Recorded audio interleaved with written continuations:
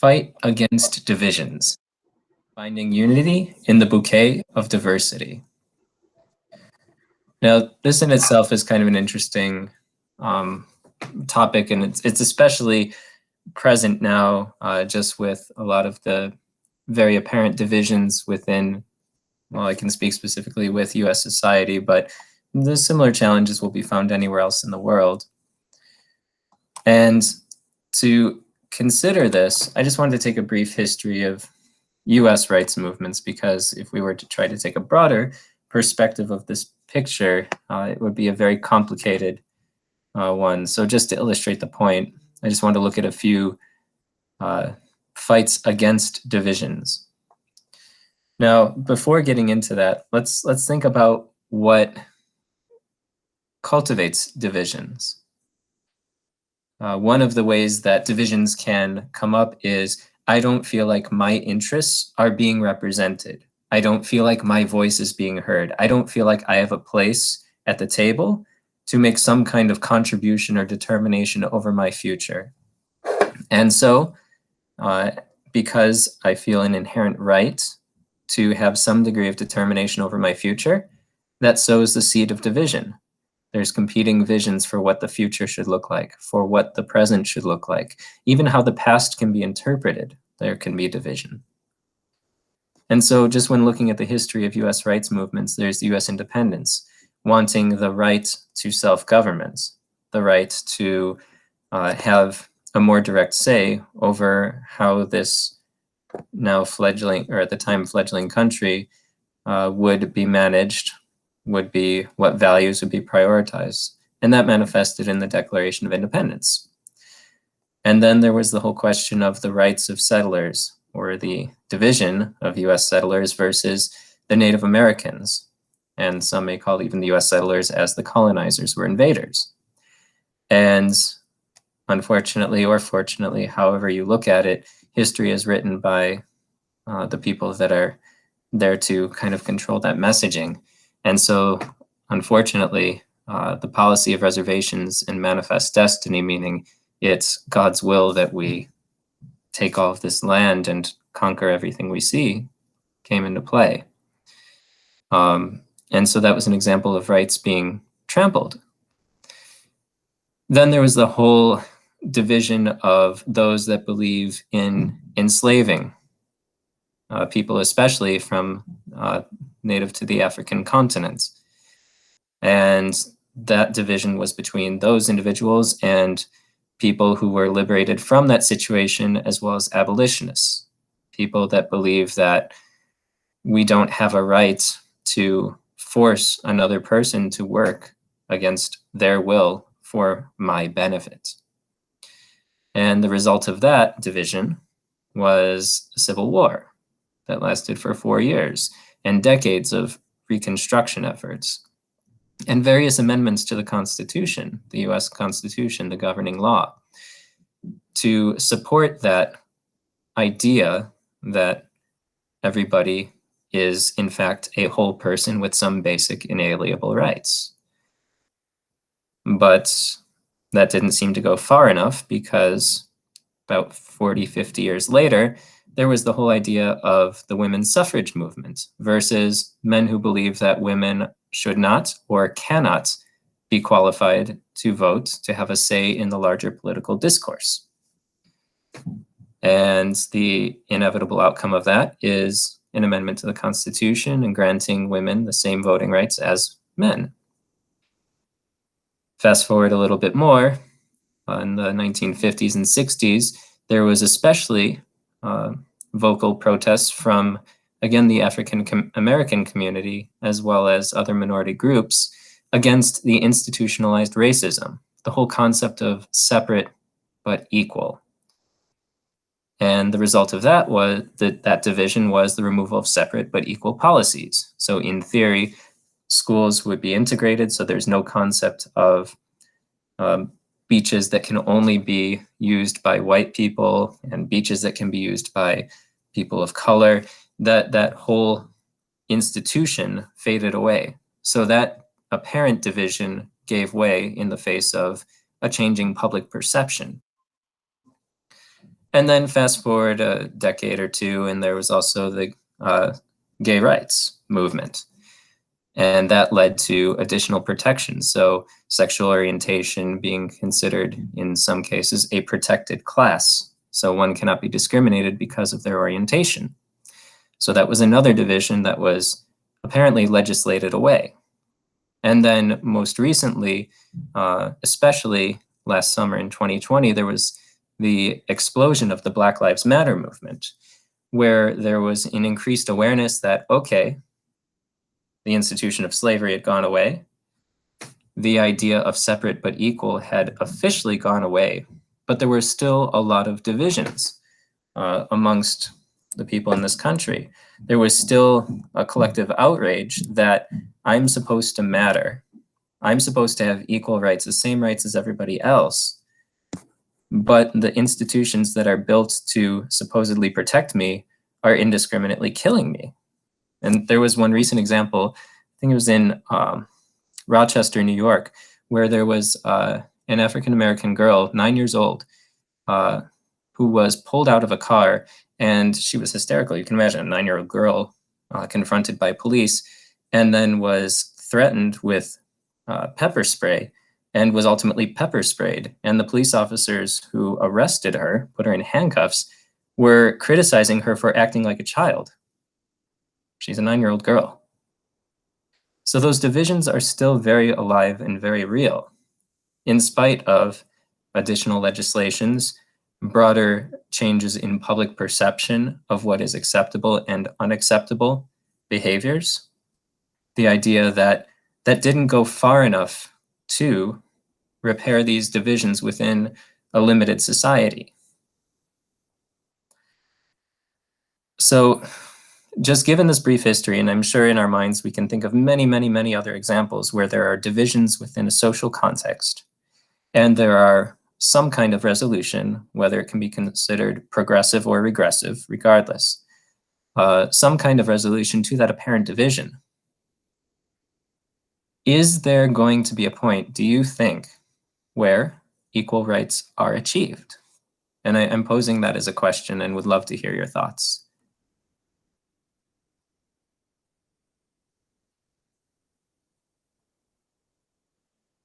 Hi, Lucy.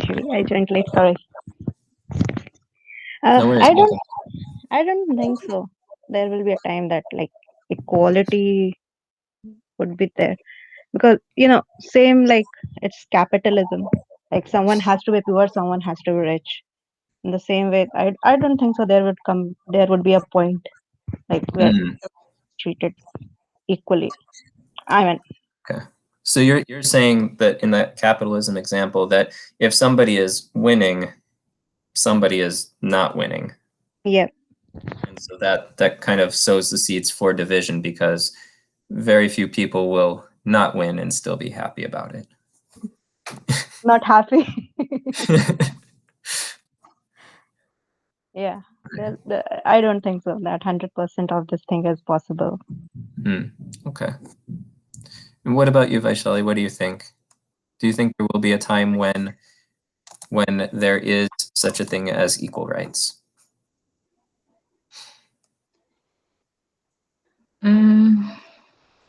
I don't think so because like by default I think there is discrimination like uh, it's it's everyone's thoughts in everyone's thoughts it's always there. I don't think because some people wants to show that I am superior and you are inferior like so I Yeah, don't think yeah. there's always going to be new and improved ways to discriminate. That's how I'm hearing what you're saying. Yeah. Yeah, that's a really nice point because there's always going to be differences. Like if let's say everybody looks the same, like we could look at, well, not about looks the same, but at least a serious attempt to in theory, or at least pay lip service to trying to get everybody to be the same, like a communist form of government, where there's supposedly no hierarchy, but there's always the example given of there is the concept of a car and there's the concept of a driver. Somebody's driving the car and somebody's being driven. So no matter how you want to position or market or spin it, there's going to be divisions. And even I can just speak from growing up, there's the idea of school uniforms as a way to fight back against the division of I have the coolest, most expensive clothes, you don't. That kind of discrimination or that focus. And so school uniforms are one of the reasons, is that it aims to minimize that kind of a thing. But then there's always ways to express that difference, just different ways, like I have a $200 backpack and you have a $10 backpack, or my shoes cost that much and your shoes were from, you know, I don't know, a second or third hand store, or whatever it might be. So there's always ways to introduce division in spite of so many attempts to layer on an artificial sense of sameness or equality. And so when we're just talking about it, so it sounds like we have this collective idea that equal rights cannot be achieved because there's something a little more fundamental inside us, inside how we perceive others, how others may perceive us, that gets in the way of that ideal. But I think a question that's worth asking ourselves is, okay, equal rights is likely not attainable, but is that even an answer? And what do you think about that?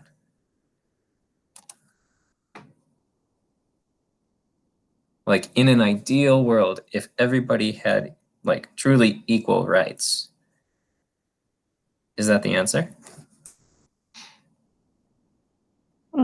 I did not get the question right, maybe, but sorry, can you come again? I'm sorry, could you say that again? Oh, no, I did not get. I think Vaishali is trying to say something. I'll go on mute.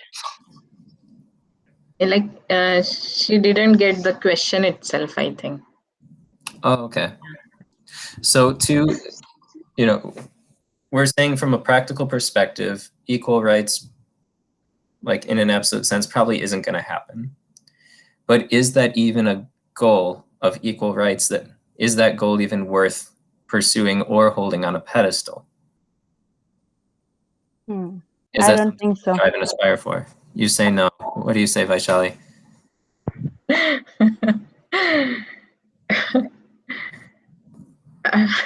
No, because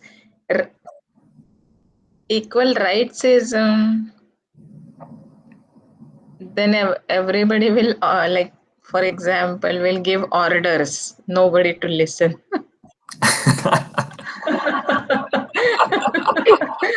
Kind of. Shivi, what do you think? I like that.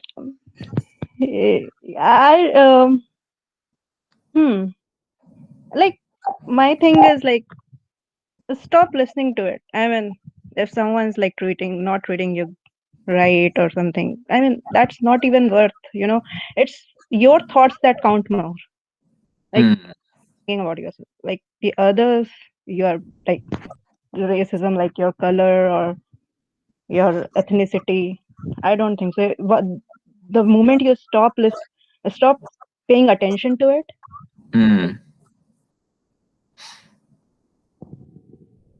I hear what you're saying. So you're saying that really this division, by nature, it requires both sides of the equation. There's the person, we'll say, identifying on that platform, like we'll say the color of skin or the country of origin or whatever it is. And then there's the recipient of that perception of division. And the giver of it sends something and the receiver acknowledges it and identifies with it, that's where division happens. That's Yes, I couldn't have put it better words. Yeah.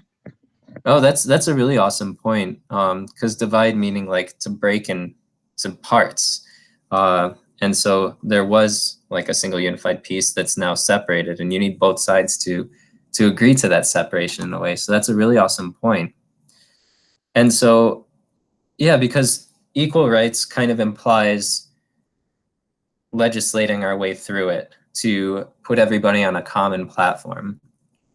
And so you're absolutely correct that a lot of it is in our hands, that individual choice. There's also some other fundamental aspects related to the idea of equal rights. Equal rights assumes we're all starting in a common platform. And there's lots of things I can't do. Like, I'm not going to be a pro basketball player, you know, for example. And I mean, that's kind of a silly example, but there's also this picture that I found, which I thought nicely illustrated that concept. So I'll just quickly share. Is that this one? It just nicely summarized the difference between inequality, where somebody can see the baseball game without paying and it's allowed. And then there's equality. Everybody has that common platform, but you know, that poor boy isn't able to see anything, even though he has the same foundation. And then there's equality and equity. So it's allowing for the same outcome, but perhaps different amounts of effort or energy to realize that same outcome. And I'm not advocating that this is the answer or anything like that, but it was just a nice visual to point out these different concepts. And so it makes a lot of sense that equality, or the idea that people should have a basic right to be able to pursue a certain vision of life, it gets tricky, it gets complicated. And us talking about this isn't to advocate that systemic discrimination, violating someone's basic humanity. The intention of this is not to condone that, because that is never okay. But it's more just a matter of where are we placing our consciousness, our thoughts. So Shivi, as you were nicely saying, how do we fight back against divisions starting at home? And so that goes into understanding the basis of divisions. So a lot of it boils down to just seeing everything from the perspective of I and mine. So I identify myself in this way. I see this person or this group of people or these things around me as mine. And so I'm going to advocate a certain worldview of how things should be based on that sense of who I consider myself to be and what I consider to be within my sphere of, if not direct influence, at least my sphere of things that I care about, that are on my radar. And part of the natural process of growing up, from baby to toddler to youth to adults, is a natural, gradual expansion of that sense of identity, that different understanding of I and mine. So I have two kids. One of them's 1.5, the other is 4. And I got to witness firsthand how when they were first babies, some of the early words were me or mine, or without words, just snatching something. You see something, grab it in the hand, pop it in the mouth. And it's how they experience the world. And I guess I can speak firsthand as well, because I was also in that stage as a baby. It's hard to believe. And as the baby starts to get a better awareness of the world around him or her, there starts to be a bit more broad and understanding of that I and mine. So instead of just me, I'm the center of attention. Everybody around me looks at me, smiles at me, you know, pinches my cheeks, whatever. Their sole existence is to entertain me. From there, it evolves a little bit more to, these are my parents. I start to see them as individuals that I interact with. That can occasionally tell me no, or occasionally tell me yes. That can inspire me to laugh or to cry. So I start to see not just me, but me within this small immediate family system. And from there, as children get a little older, that sort of world, that bubble expands to, I have my family, and I have my extended relatives, and I have my friends. And then as we grow older, that extension could be to a particular ethnicity, it could be to a particular country. I see myself as a citizen of Chicago. I see myself as a citizen of Illinois, the US, the world. And so it's an expanding concept of self and identification. And this becomes a very important point because if I identify myself strongly with, let's say, my country, what are some divisions that may pop up?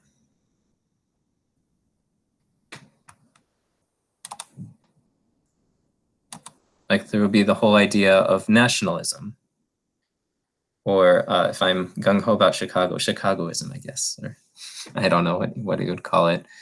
But the idea that how I'm identifying myself and to what grade of self-identification, that demarcation, that border, then establishes the border of a division. Because I identify myself as an American, so that means that there's automatically a wall between others that are not like me.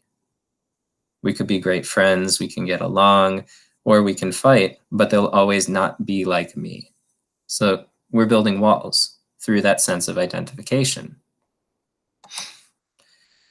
And the highest ism could be considered humanitarianism. I don't consider myself an American or a Chicagoism. I consider myself a citizen of humanity. And so I see myself as acting in service for the greater good. Again, my worldview of what the greater good is, what that means to me, not necessarily asking everybody what do you think the greatest good is. So it's still limited by my ability to perceive and prescribe based on my limited intelligence, limited ability to perceive what I think is best, how I can best serve. Let's see. Looks like something's churning. Did you want to comment on something, Shivi? No? Okay. No. Okay. Others will continue. And so what are some of these limitations then? Let's say I go as broad as I can, just in this level of humanity. And I think, well, I would love to serve the common good, to be there to serve humanity. That's my identity. That's my duty.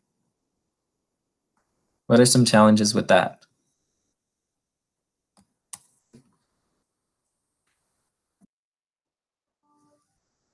I think the first thing will be, I think, I mean, for me personally, I think it would be my family. They'll be holding me back. Like, first, do something good for yourself, then only go for the society. Otherwise, no one is gonna listen to you or whatever. So I think that thought process is going to stop me. So that would be the first barrier. Okay. And I'm not necessarily saying even just that broad view of humanitarianism is the ideal or way to go, but just even if we achieve that highest, that highest ism, I guess you could say, do you see that as the end all be all, or do you see limitation or challenges with that, or not even just to attain it, which is what I'm hearing you're saying, because you're right, even to attain that level of, in a sincere way, that view is not easy. But again, is that the goal? Is that the end all be all? I'll give it a minute to think about it. I'll let Vaishali go ahead.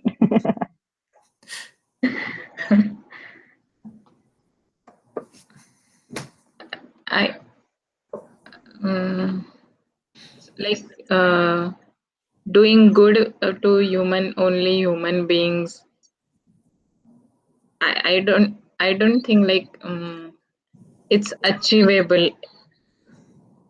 Okay. Because we will, okay, let's say our family, friends, that's our world, like what we see.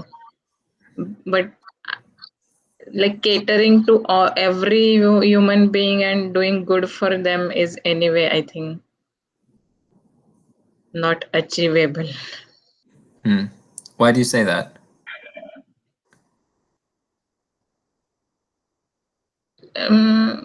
Limited, like because of our limitations, I think.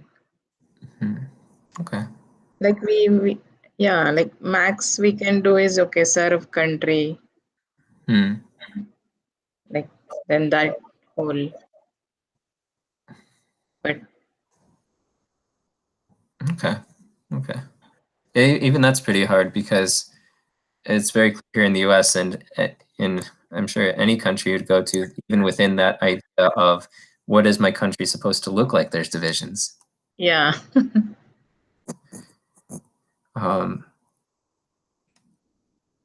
And one of the other, like, so yeah, it's because I'm trying to impose my worldview. Somebody else is trying to impose their own worldview. Like one comparison to what you're talking about, Vaishali, that I've heard is like, it's like throwing stones in a pond. And you can take a stone and throw it, and you see ripples form out.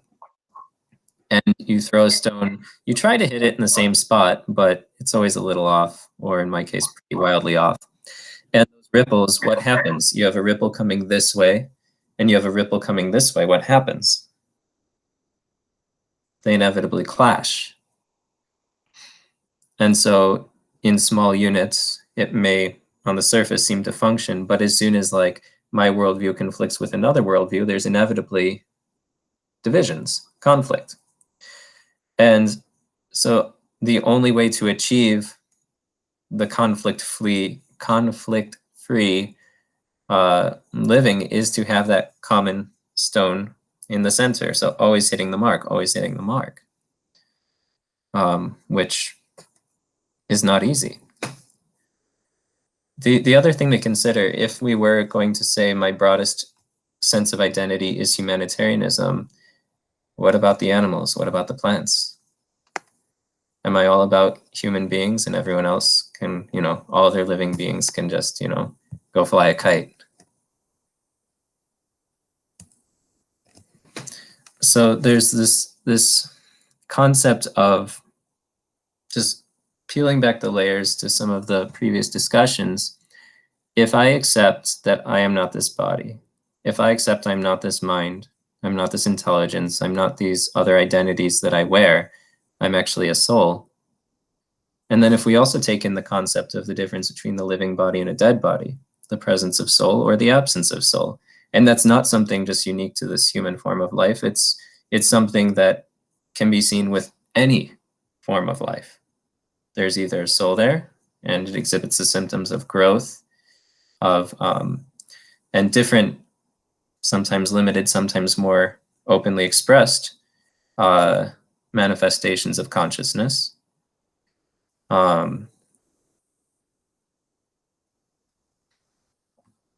So there's that whole idea. And so really it's, I could say also that, okay, I'm a humanitarian and I'm all whales, but what about the less palatable forms of life, like the mosquitoes? Are you ever going to donate to a Save the Mosquitoes campaign? No, fundraisers on Kickstarter to eliminate mosquitoes. So it's still a very, like, even if, no matter what ism we look at, there's going to be that division, because an ism is nothing more than a higher grade version of I and mine. This is what I identify with, and everything else is something I don't identify with. That is not me. And so just thinking about that kind of inherent nature of division, as long as I'm identifying with this body or with something more subtle than that, anything other than the soul, what are some qualities that dominate an outlook of conflict and division? So one thing I hear, like I have some friends who are from India, and sometimes I hear, oh, those Pakistanis fill in the blank. Or some friends from Pakistan will say, oh, those Indians fill in the blank. Or even in the US, oh, those Democrats fill in the blank, and oh, those Republicans fill in the blank. Like, what happens when we take this kind of hard stance at a division and just ascribe these blanket qualities? What happens?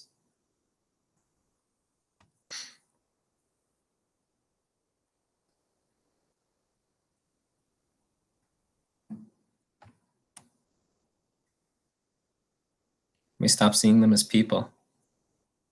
They're just a concept that really I've constructed to try and make sense of this world that I'm living in, I'm experiencing.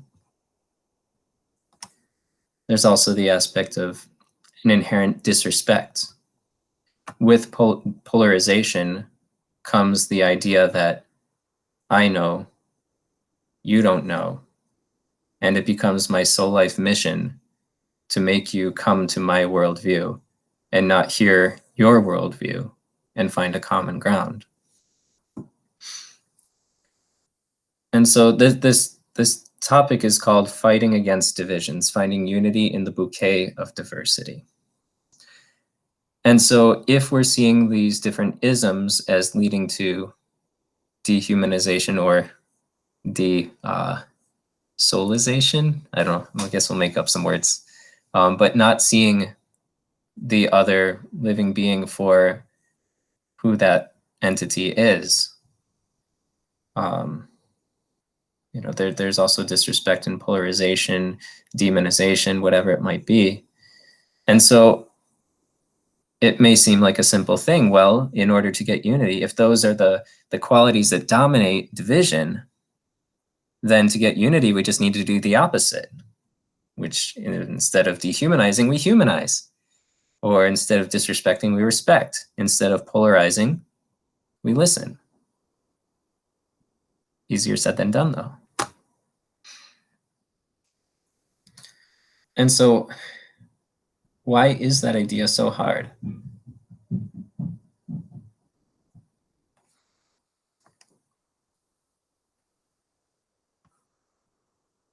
Did you say that we need to listen? I don't think so that's possible. I mean, Don't everyone believe will. that is what? Yeah, I mean, when you said like that, the last sentence, like we need to do the opposite, like we need to listen. I mean, that is like really hard. If everyone will listen, who will say something? I mean, I mean, it would be like what? We'll be like robots. I mean, just listening, not reacting to it, sort of thing. So listen doesn't mean silence, but it means going to an open mind and sincerely trying to hear other perspectives. And there's an exercise for this as well of what I mean when I say listen. So put that thought in the parking lot. It's a great thought. We'll put it in the parking lot, and hopefully this exercise that we'll go through soon will clarify this. Right.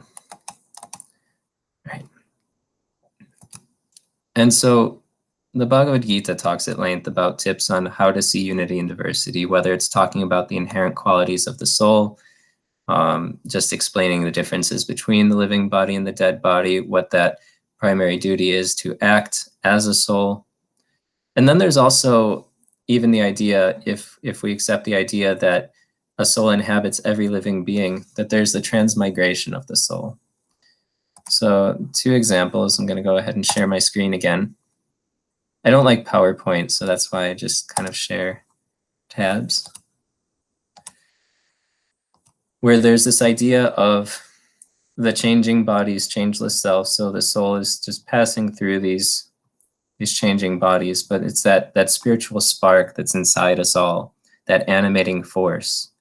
And so that, going back to something we talked about a few weeks ago, where that sense of I remains constant, but the packaging that I comes in changes. And what happens at the time of death? That soul just goes on to another body. And that even applies across species. So there's not the concept of a human soul or a camel soul or an oak tree soul or anything like that. It's the soul transmigrating. Sorry, this is kind of grainy. Let me see if I zoom out if that helps. Where the soul is passing through these different species of fish and other animals that live in the water, to land-based mammals, to human. And then there's the possibility of the soul going into different bodies with different exhibitions of awareness. And so if we start to see, okay, in that mosquito that I am funding a Kickstarter to exterminate, if that mosquito is also animated by a soul just like me, and mind-blowing moment, at some point I was possibly in that mosquito body before I got here, that might change your perspective the next time you want to swat a mosquito. Maybe. No, okay. Because that needs to be done. That's how the cycle is. If you don't kill a mosquito, they'll like outnumber you. There would be another pandemic, which is like gone crazy with mosquitoes. So you touch on a really important concept when you're saying that, because in seeing that common, let's say, element as the soul, the common animating force across species, it doesn't mean, just smile and like, oh, you're a tiger, you want to eat me? Wow, you're a soul and I'm a soul. It's all good. I heard once that the soul's indestructible, so enjoy your meal. That's not what this is about either. That there can be a healthy respect while also protecting. So to the mosquito example, it's perfectly okay to wear bug repellent and try to not get eaten alive by mosquitoes. It wasn't necessarily just a passive thing. So steps to take precaution, but just that conception, so there's a healthy level of respect. And of course, there's defense. Like if that tiger is going to pounce on you, you've got to take certain measures just to protect. But it's still that conception, because if I can see that living force inside that tiger is qualitatively the same living force that's within me, so we're both individual souls, then there's some inherent things that come out. There's respect that comes out for life, for that tiger's right to live as well as my right to live. So just being cautious about that. And there's also like, so I'm a vegetarian, for example, mainly because of this concept. And understanding, yes, plants also have souls, their life, they're living, but it's different degrees of an exhibition of consciousness. Like part of the nature of living this world is we have to eat something. And so that in itself is also addressed in Bhagavad Gita, and the whole idea of like vegetarianism and reincarnation and all that are future topics, but just briefly touching on that as part of this talk.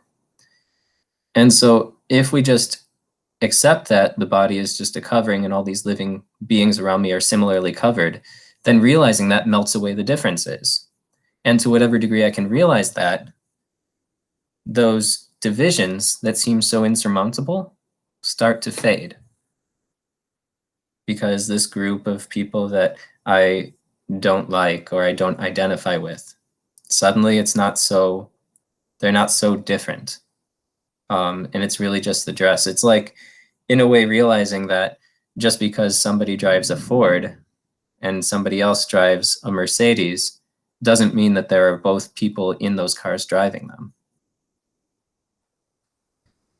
And so that's one of the things, though, that makes this human form of life so special, is we have that ability to be able to think about these things and realize these things, see that spiritual identity in life all around us, not just amongst people, but also plants and animals, and very probably even forms of life that we don't understand. But it's that same animating force, that individual soul that's in each of us. And so that's what makes this human form of life special. And the fact that we're here together talking about these things is already a great start to properly using this human form of life.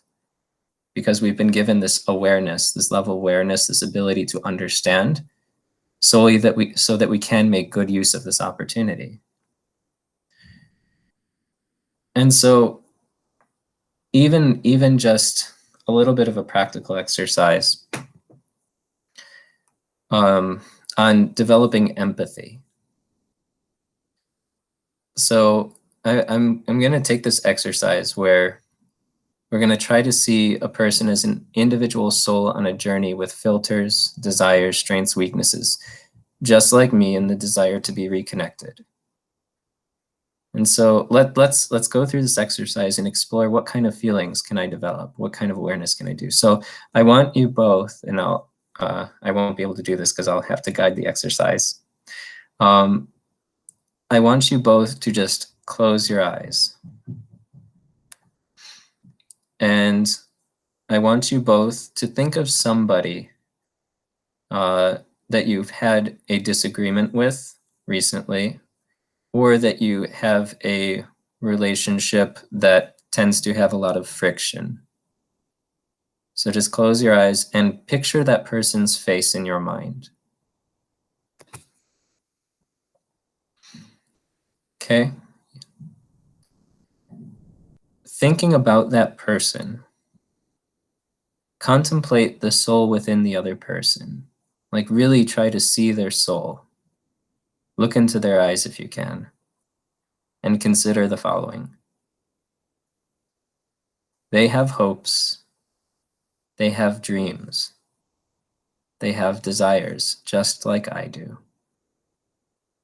They have sometimes been disappointed by life. They've sometimes been hurt by other people. They've sometimes felt rejected or confused, just like I have. This person desires to be happy, to be fulfilled, to be content and joyful, just like I do. This person has a deep need for love, for acceptance, to be appreciated, to be cared for, and to care for others, just like I do. They've been hurt, just like I've been hurt sometimes. They've made mistakes before, been confused before, just like I have in the past. They desire to be happy, to be fulfilled, just like I do. Now, take a moment to reflect upon all these likenesses between yourselves. And think about this.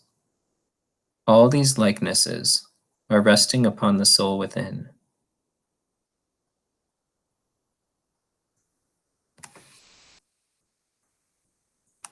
Okay.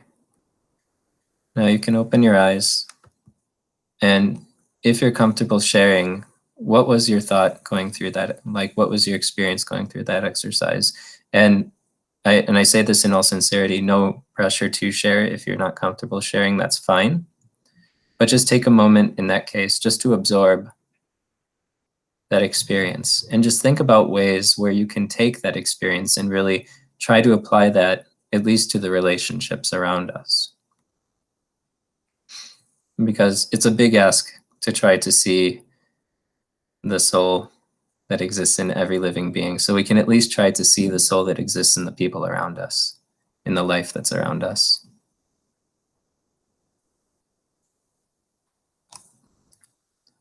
Okay. Yeah, I think that is the only reason I try to listen to my mother.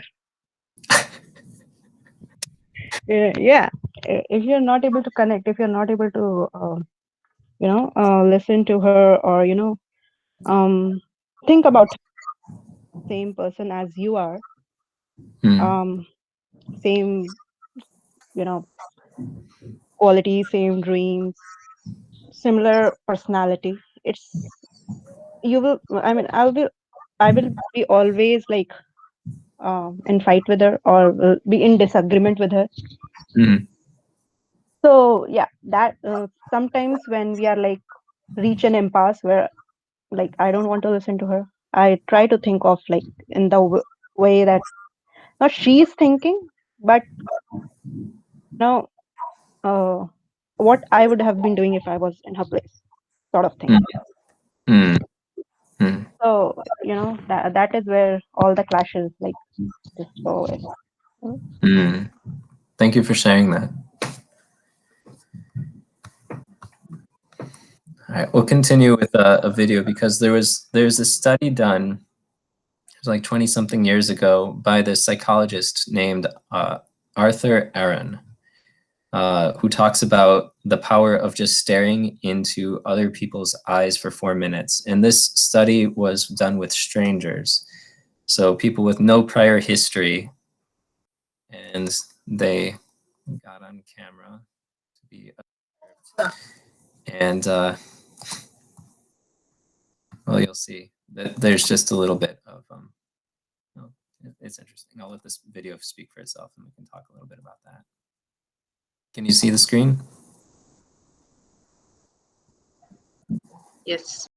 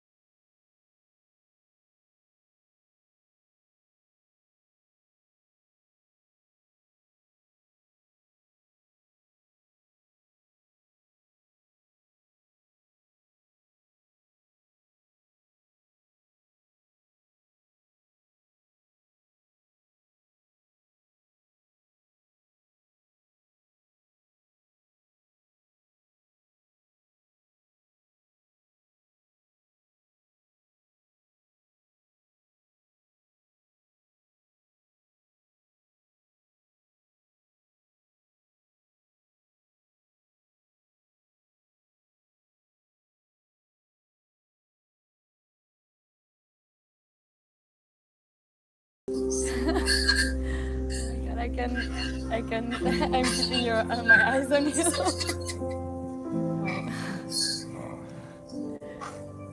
Hello.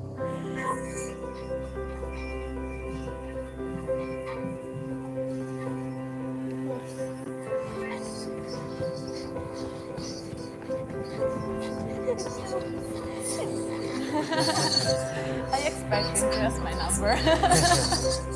Be a strong man.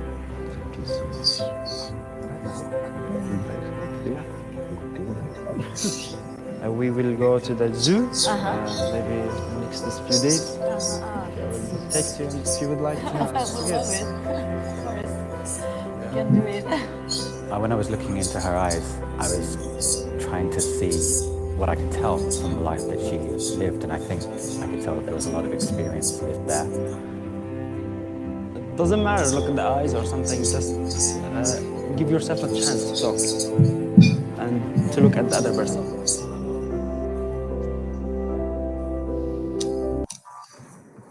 Okay.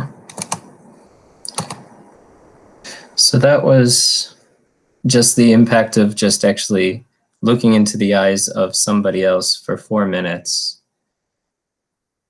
and then just really connecting with the idea that there is a person there on the other side. With that, it's another way of expressing that exercise that we just went through. And going back to the point that you were raising before, Shivi, about like what about listening?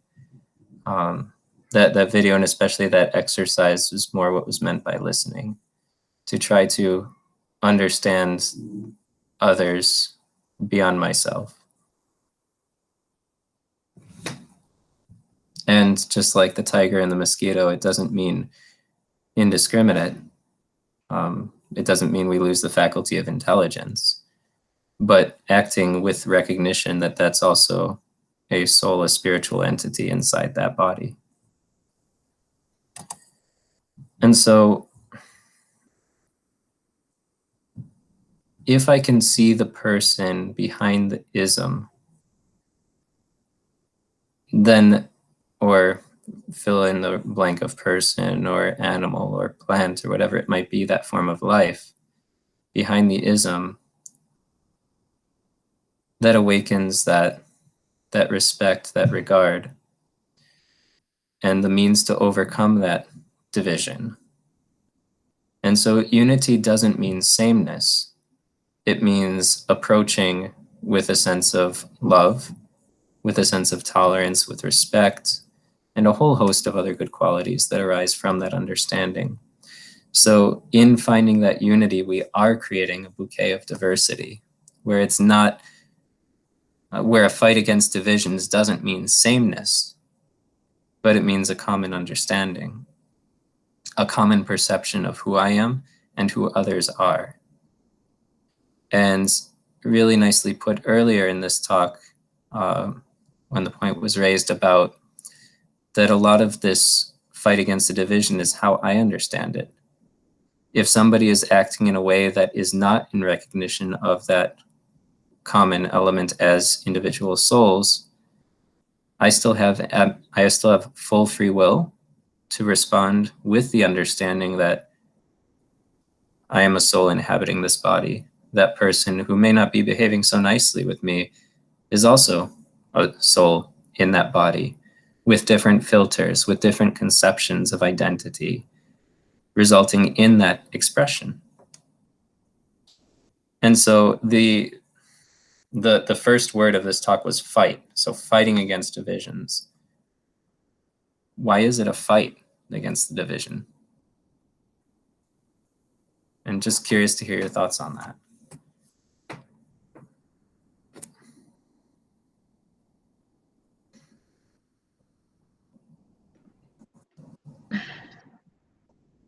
I think because of divisions, there are fights.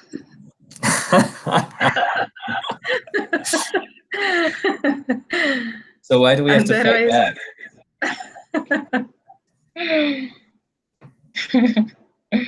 If we're told we're supposed to be, acting with a different conception, why do we fight against divisions?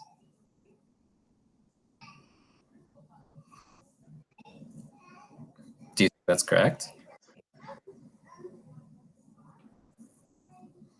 Like everyone wants peace, right? In life, though, like in family, if we get fight, or with friends, if we fight, then definitely it's disturbing to us.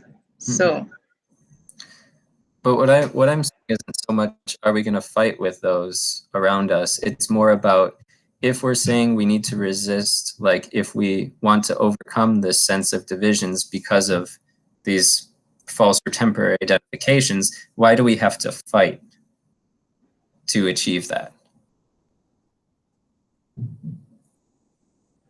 Essentially, why do we have to fight for peace?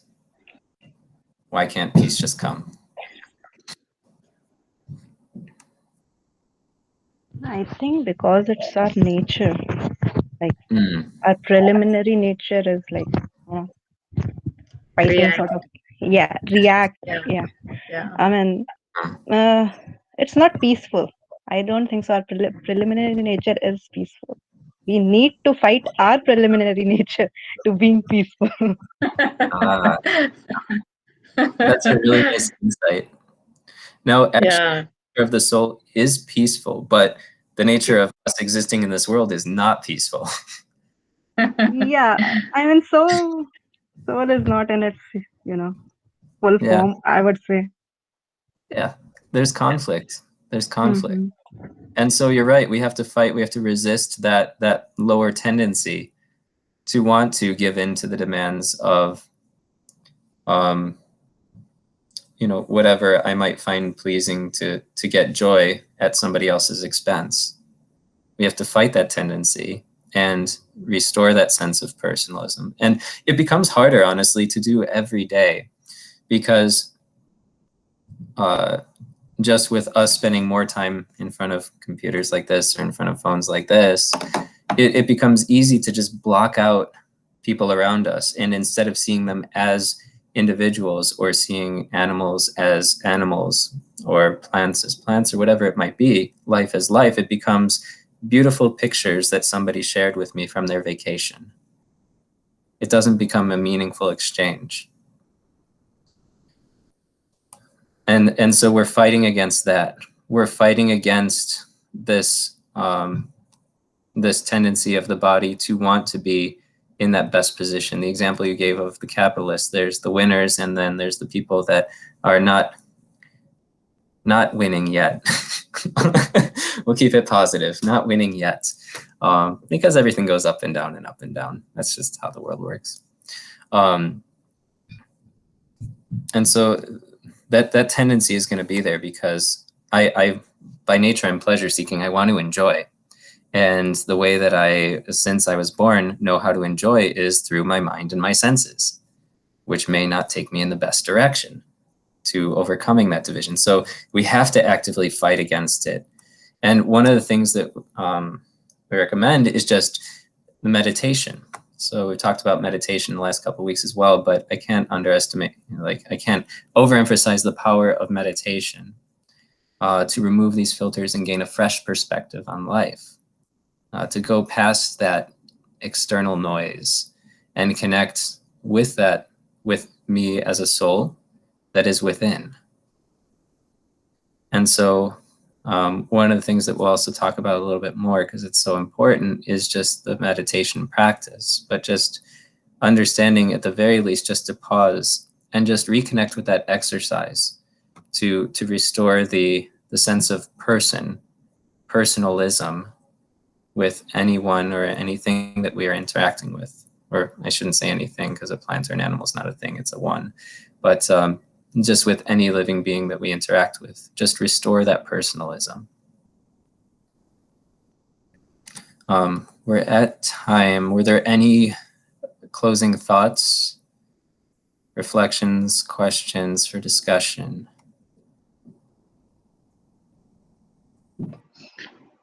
That exercise was really good. Because my wife, she suggested it. My nature is like, if I have some arguments with, let's say for example, with any person, for some time at least I will take a step back and I will stop communicating. That is my immediate reaction. So I think definitely after some time I will think and I will definitely talk with that person, but for I always need time to think. So immediate reaction is stop communicating. I think instead of that, like not staring at each other, but I think I should think at that moment. At least instead instead of not communicating. I think that is really nice, because I think if we really see the other person, we go inside that person. I feel like Mm, instead of that outer reactions and all, we really think of, oh, like that is really nice, I think. mm. Thank you for sharing that. Yeah. In that exercise of empathy and just seeing, again, I cannot overemphasize the importance of the tiger. There could also be tiger-like Yeah. and so you can love and respect, but not make yourself vulnerable to be hurt or attacked as well. So again, this requires careful application with intelligence, but even understanding and making a sincere attempt to understand does wonders at diffusing situations and does wonders for the health of our relationships. So thank you so much for sharing that. And I guess if nothing else, we'll conclude for today until we meet again next week. So have a wonderful night. Thank you. Thank you. Very nice, discussion. Certainly. Good night. Good night. Bye. Good night.